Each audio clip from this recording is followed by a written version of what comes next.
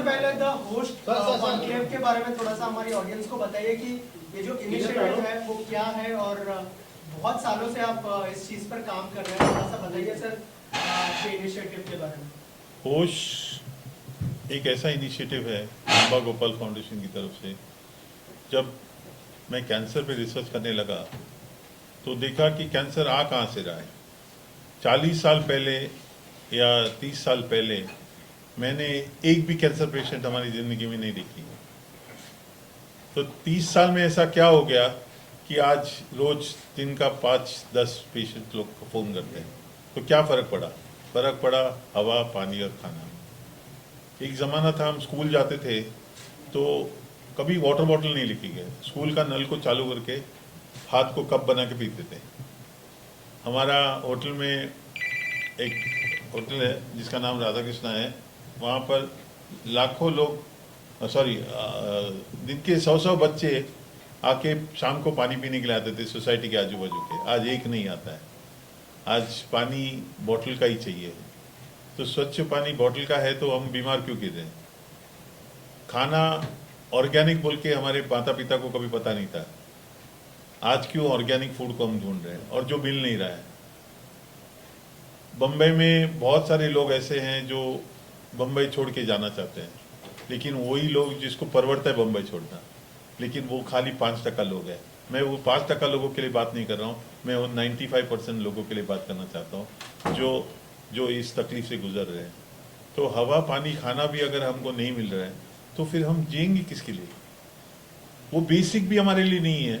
देखिए, जो डेवलपमेंट हो रहा है वो डेवलपमेंट 80% लोगों के तक नहीं पहुंचता है, 20% लोगों के लिए, लेकिन 80% लोगों के लिए सुबह कुआं खोदा, शाम को पानी पिया, वैसी जिंदगी है। तो अगर हवा, पानी, खाना भी नहीं है तो किस तरह से हम जिएंगे? तो इसके लिए मैंने ये मुहिम शुरू किया जिसका नाम है होश। होश का फुल फॉर्म है हेल्पिंग आवर सोसाइटी हील, कि हम सब मिलकर इस सोसाइटी जो बीमार हो रही है, परमात्मा ने हमको ये 3 देकर हमको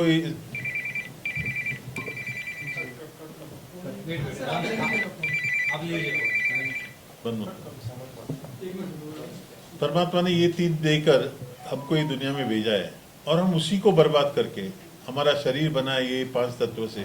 फिर लोगों से पूछता हूँ कि आपका शरीर किस चीज़ का बना हुआ है, तो बच्चे लोग को, आज स्कूल के बच्चों को पता नहीं कि हमारा शरीर किस चीज़ का बना हुआ है, कि 5 तत्व क्या है, नॉलेज नहीं है। तो बेसिक नॉलेज नहीं है तो हम कैसे डेवलपमेंट करेंगे? तो इसके लिए मैं ये मुहिम चला रहा हूँ जिसका नाम है होश। होश का फुल फॉर्म है हेल्पिंग आवर सोसाइटी हील।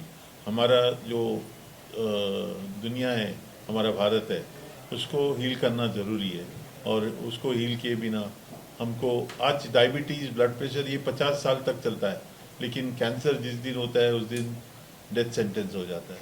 तो इसके लिए मैं ये कैंसर पे काम कर रहा हूँ, और मैं चाहूँगा कि आप लोग मेरे हीरो यार। मेरे को पूछा लोगों ने, आपने कौन कौन सा हीरो को बुलाया? तो मेरे लिए आप लोग हीरो हो, क्योंकि आपके ज़रिए से मैं दुनिया तक पहुँच सकता हूँ, हज़ारों लाखों लोगों तक पहुँच सकता हूँ। कि पहले अपने आप को बचाओ, फिर दुनिया को बचाओ। पहले अपने आप को डेवलप करो, फिर दुनिया के लिए डेवलप करो। अपने आप मतलब अपना शरीर, जो हमको लास्ट सांस तक साथ देता है। पैसा, घर, रिश्तेदार, इवन रिश्तेदार अगर थोड़ा सा दर्द शुरू हो गया, वो देखना नहीं होता है तो बोलते हैं यार इनको उठा लो बोल के। सो बेसिकली अपना शरीर का सबसे इम्पोर्टेंट है खाना, हवा और पानी। वो मिलेगा तो हम जागरूक रह सकते हैं, हम जीवित रह सकते हैं। इसके लिए मैं ये काम कर रहा हूँ। सर, ये अभियान कहाँ चलाया जाएगा देश में? दुनिया, पूरी देश में, पूरा देश।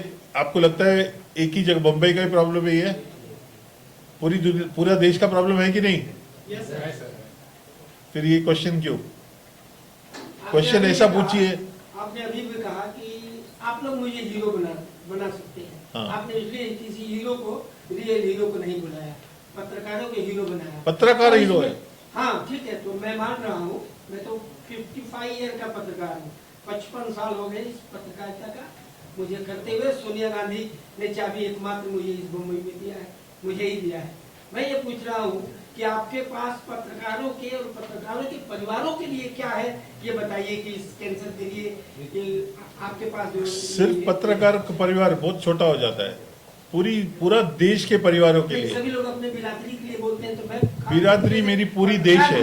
मेरे को भी परिवार भटक रहा है, तो इसमें कैंसर के लिए मुझे भी बोला गया है कि जब मैं ये काम शुरू किया अपनी कौम में शुरू करो। मैं बोला मेरी कौम पूरी भारत है, पूरी दुनिया है। तो पत्रकार मेरी फैमिली है, लेकिन उसके साथ पूरा देश मेरा फैमिली है।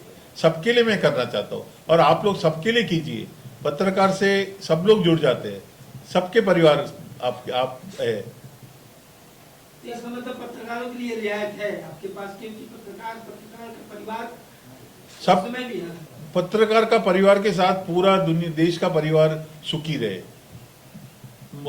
कैंसर मुक्त रहे, विश्व मुक्त रहे, ये मेरी प्रार्थना है।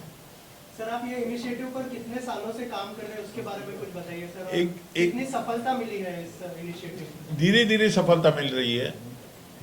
पेशेंट्स थोड़ा बहुत अच्छे हो रहे हैं। दवाई और लाइफस्टाइल चेंज इससे हो जाता है, लेकिन कभी कभी हाथ से बात निकल जाती है। दोनों चाहिए, दवा और दुआ। सर कैंसर जैसी गंभीर बीमारी से लड़ते वक्त पेशेंट ही नहीं पूरा परिवार कहीं ना कहीं दुखी और बीमार लगता है। मैं क्योंकि इस स्टेज से गुजर चुका, मेरी मदर को कैंसर था, तो देखा गया है कि कई लोग इसका मिसयूज करते हैं, फायदा उठाते हैं, गलत दवाइयाँ महंगी दामों में बेचते हैं। तो इस पे अंकुश लगाने के लिए आप क्या करना चाहते हैं? देखिए, दवाई हर तरफ के लोग रहते हैं। कोई ऐसे लोग हैं जो बहुत दिल से काम कर रहे हैं। आज हमारे वहाँ एक प्रवक्ता आने वाले जो बोलने वाले डॉक्टर डिक्रूज, जो बहुत ही दिल से काम करते हैं।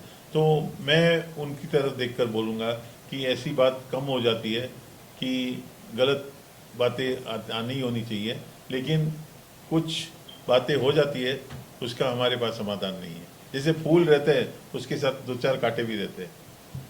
सोशल मीडिया के दौर पे, फेसबुक पे, इंस्टाग्राम पे काफी एड्स आते हैं बीमारी के, स्पेशली मैं कैंसर की बात करूं, आयुर्वेदिक दवाइयों के नाम पर बहुत ठगा जा रहा है। उसको भी अंकुश लगाना नहीं लगता आपको? जरूरी है। देखिए ये, लेकिन आज सबसे पहले हमको ये जागरूक होना है कि हमारे लिए हवा, पानी और खाना शुद्ध होना चाहिए कि नहीं होना चाहिए। सर आप ये दावा कैसे कर सकते हो कि शुद्ध हवा, पानी और खाने से कैंसर और बीमारियां फैलती? क्योंकि 40 साल पहले नहीं था। मैं वो देख रहा हूँ, 40 साल पहले लोगों को कैंसर बिल्कुल नहीं था। बहुत कम, जो पोस्टर में आता था थिएटर में कि तंबाकू मत खाओ, गुटखा मत खाओ, सिगरेट मत पियो, कैंसर हो जाएगा। लेकिन आज वो कारण नहीं रहा। आज लोग vegetarian food, normal vegetarian food खाने वाले लोग को कैंसर हो रहा है। बच्चे लोग जिसकी ज़िंदगी अभी शुरू हुई है, 5 साल 7 साल के बच्चों को से कैंसर हो रहा है। तो ये सही बात नहीं है। सर ये भी देखा जा रहा है कि छोटे छोटे बच्चों को कार्डियक अरेस्ट हो रहा है, क्या ये इसका भी कारण ये है कि साफ हवा, पानी और खाना नहीं है? क्योंकि परमात्मा ने क्या लिखा है गीता में, जैसा अन्न वैसा मन, जैसा अन्न और मन वैसा तन। तो आज अन्न दूषित है तो मन दूषित है, तो तनाव बढ़ता है, काम करने के लिए एनर्जी नहीं मिलती है। जो खाना खाते हैं हम लोग उसमें पौष्टिक नहीं है। आज हमको मल्टीविटामिन लेना पड़ता है, कैल्शियम लेना पड़ता है, प्रोटीन लेना पड़ता है। पहले के लोग 40 साल के पहले या 50 साल के पहले लोग को ये पता था? लोग जीते नहीं थे? लोग जीते थे। तो आज क्यों ये सब पढ़ाई आपको चाहिए आज? और ये पढ़ाई करके आज हम तरक्की कर रहे हैं कि पीछे जा रहे हैं, ये आप लोग सोचिए, पत्रकार सोचिए। तो सर कहने का मतलब ये भी आपका निकल के आ रहा है कि गांव में जो रहे लोग, उनकी लाइफस्टाइल में ऑफकोर्स अलग रहती है, तो उनमें चांसेस कम है। ये भी कहीं ना कहीं आप कह रहे हैं कि शहरों में ही ज़्यादा है, इस बारे में? शहरों में ज़्यादा है, लेकिन शहरों में क्या होता है, गांव में क्या होता है, जो हमारे किसान भाई बहन हैं वो जानते हैं कि जो केमिकल हम यूज़ कर रहे हैं वो अच्छा नहीं है। क्योंकि मैं कई जगह पे गया, अपने लिए अलग उगाते हैं और बेचने के लिए अलग उगाते हैं। तो ये बात नहीं होनी चाहिए। अगर वो सही नहीं है तो सबके लिए सही नहीं है। हमारे अन्न देवता है किसान। अगर माँ बाप के बाद कोई पालन पोषण करता है वो किसान भाई बहन। तो किसान भाई बहन मैं इतना रिक्वेस्ट करता हूँ कि आपके लिए अगर अच्छा नहीं है तो वो हमारे लिए भी अच्छा नहीं होना चाहिए। और आप लोग उसको यूज नहीं करना चाहिए। हाँ जी सर, जो यमुना के ऊपर जो सवाल उठाया था केजरीवाल जी ने, उसके बारे में क्या कहना चाहेंगे? क्योंकि आप पानी के ऊपर और जो फूड के ऊपर मैं इतना ही कहूँगा, आप लोग सब लोग जागरूक होके सबसे पूछिए खाना, हवा और पानी स्वच्छ कैसा करना चाहिए। बिल्ली वाला सर, वेगन फूड का चलन कहीं भी तेजी से बढ़ रहा है। आपको लगता है वेगन यानी प्योर वेज खाने वालों को भी कैंसर हो सकता है? केमिकल किसी को नहीं छोड़ता है ना वेज खाने वाले ना नॉन वेज खाने वाले, सबको होता है। आज आ रहा है केमिकल से ना, आज आ रहा है प्रदूषण से। आज देखिए हमारा जो जिंदगी है उसमें हमने दो टाइप के डेवलपमेंट देखी है। एक है जो कुदरत ने बनाया और एक डेवलपमेंट जो इंसान ने बनाया। क्या फर्क है बताएंगे आप? एक कुदरत ने बनाया है हमारे लिए, हमारा जिंदगी चलाने के लिए, और एक इंसान ने बनाया, उसमें फर्क क्या है आप बताएंगे? केमिकल डाल रहा है इंसान। नहीं, और क्या है? एक ऐसा फर्क है जो बोल सकते हैं कि ये कुदरत ने बनाया और ये बोल सकते हैं कि इंसान ने बनाया। कोई जवाब दे सकता है? प्रदूषण। हाँ, प्रदूषण नहीं, जो इंसान बनाया वो मुर्दा और जो कुदरत बनाया वो हर चीज जिंदा। तो मुर्दे पे केमिकल चलता है। ये सब आपका जो इक्विपमेंट्स है, आपका कैमरा है, आपका फोन है, ये सब केमिकल पे चलता है। लेकिन उस केमिकल को हम जिंदा चीजों पे डालकर हम जिंदगी बर्बाद कर रहे हैं। सर, इसके अलावा एजुकेशन कितना इम्पोर्टेंट है? क्योंकि कुछ लोगों को एजुकेशन नहीं है कि कब पता चलता है क्या सिम्टम्स होते हैं।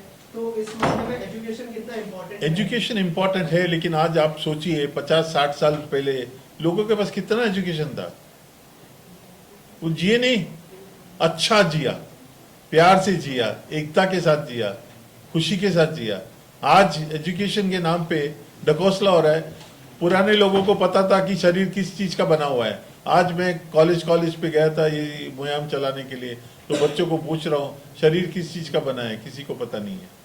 सर, आप जो बातें कर रहे हैं कहीं से भी मुझे संभव नहीं लगती है, क्योंकि आज देश में या दुनिया भर में जो पॉपुलेशन है काफी तेजी से बढ़ रहा है। क्या ये मुमकिन है? क्या हमको विकास नहीं चाहिए? आपकी तरह किसी ने सोचा रहेगा चांद का एड्रेस नहीं है, कौन चांद पे जाएगा? चांद पे पहुंचे लोग। सर, कैसे इतना उत्पादन कर सकते हैं? हाँ जी, मुमकिन ही नहीं है बगैर केमिकल के, संभव ही नहीं है सर। ऐसा हम सोचते हैं। देखिए जो सोच होती है ना, वो मैं कैंसर पेशेंट को बोलता हूँ आज से डरना बंद कर दो, बोलो तैयार हूँ मौत के लिए बोल के। तो जब डर निकल जाता है तो एसिड खाली खाने से नहीं बनता है, सोच से भी बनता है। तो सोचना जरूरी है। सबसे पहले हम ये सोचेंगे कि नहीं हो सकते तो नहीं होता है, हम सोचेंगे होगा तो होगा। आज मैं यहाँ तक पहुंचा हूँ, पहले दिन सोचा नहीं था कि मैं कभी यहाँ तक पहुंचूंगा बोल के, इतने लोगों को जागरूक करूंगा बोल के नहीं सोचा था। लेकिन आज बार बार एक ही बात सोचता हूँ, नहीं होगा, एक दिन होगा, जरूर होगा। आज जगाऊंगा, कल जगाऊंगा, लेकिन जगाऊंगा जरूर। इसके लिए वो किताब लिखी है जिसका नाम है होश, जहाँ पर पूरी बातें मैंने बताई है। जो आज मैं बताऊंगा शायद आप 2-3 दिन के बाद भूल जाओगे, लेकिन उस किताब के जरिए अगर आप अपने पास रखे और 2 पन्ना पढ़ा उसका, तो आप वापस जागृत हो जाओगे। सर, आज के ये कार्यक्रम आपने रखा है, इसका उद्देश्य क्या था? कौन सा कार्यक्रम का? आज जो हुआ आज का कार्यक्रम का वही जागृति। जितना जन जागृति बढ़ा उतना अच्छा है। जितना जो लोग जुड़ जाएंगे कि हवा पानी खाना। आज एक हमारे प्रवक्ता है जो अपना घर को दिल्ली के बीच में रह के उन्होंने अपने घर को 15,000 पेट डाल के उनकी बीवी 4th स्टेज ब्लड कैंसर वाली, उसको ठीक किया उन्होंने। अपना घर पे खाना उगा के, अपना घर के अंदर का पोल्यूशन 0 करके उन्होंने अपना वाइफ को बचाया। तो मैं चाहता हूँ ऐसे लोग आए और बताए कि किस तरह से इसको बीमारी को दूर कर सकते हैं। मतलब लोग काम धंधा छोड़ दे और अपने लिए खाना उगाए। काम धंधा करो, लेकिन काम धंधा करने के बाद अगर शरीर बीमार हो जाता है तो फिर छोड़ना पड़ता है ना सर। अपने लिए नहीं, कभी कभी अपने बाल बच्चों के लिए, कभी कभी अपने बीवी के लिए, अपने भाई बहनों के लिए, माँ बाप के लिए। तो फिर क्यों तभी छोड़े हम?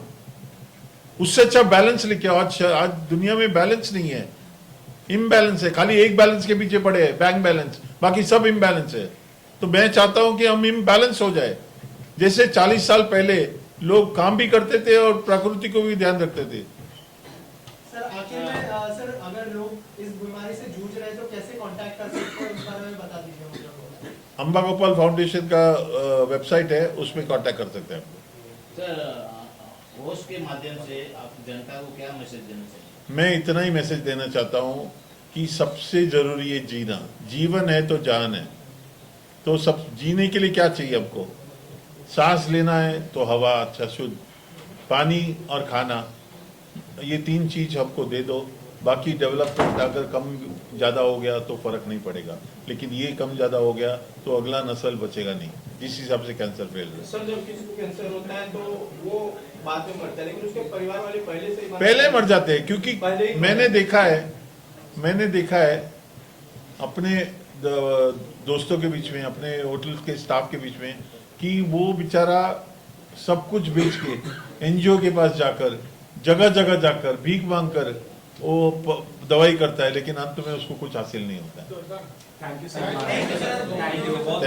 Thank you. बहुत